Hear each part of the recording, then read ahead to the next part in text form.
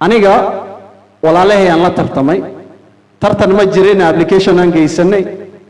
odayaashana uu dhiibnay waqti oo 6 bilood aan marnay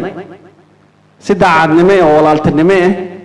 baan kulliga in bay sadhahnay ninkii la soo qaado kan kalena garab asu noqonay wallahi waxa waaya waa arin xaqiiqo iga heeday qalbigay markii ideedan sheegay waana midaan u taagnay heed walaalkay Dr. Hassan oo maanta apology asaga soo diray walaalkay Usman Hassan oo asagana faataxada process loo maray iyo walaalkay Bash Geedi oo asagana faataxada loo maray intii process ka baas bilaabanin oo dahay anigana faataxada li mara kulligood maanta waa la jiri lahaayeen laakiin arrimo shaqo ah iyo dan bay sheegteen apology-gana cid ah liga gaarsiiyay dhaheen wayna nagu kaban yihiin saasa suganaysiin horta mid hore mid oo tahniid aan u diray walaalkay Dr. Hassan asagoo process-ka ila galay oo igarab istaagay markii hadala lagu dhawaaqay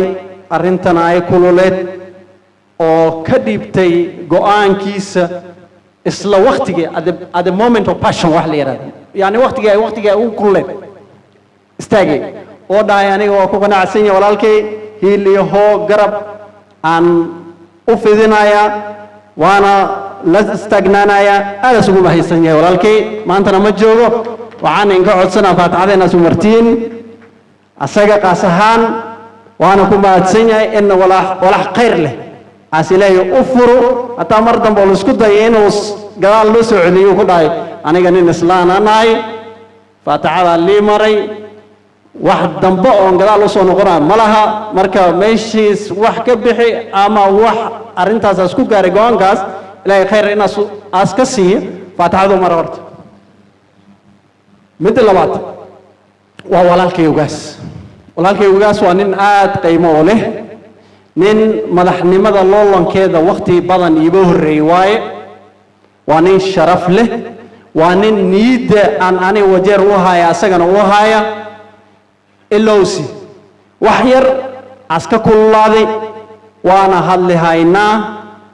waana heshiini doona insha Allah idinkana ugu kabnaada wixii isakeen keenana aan xoojina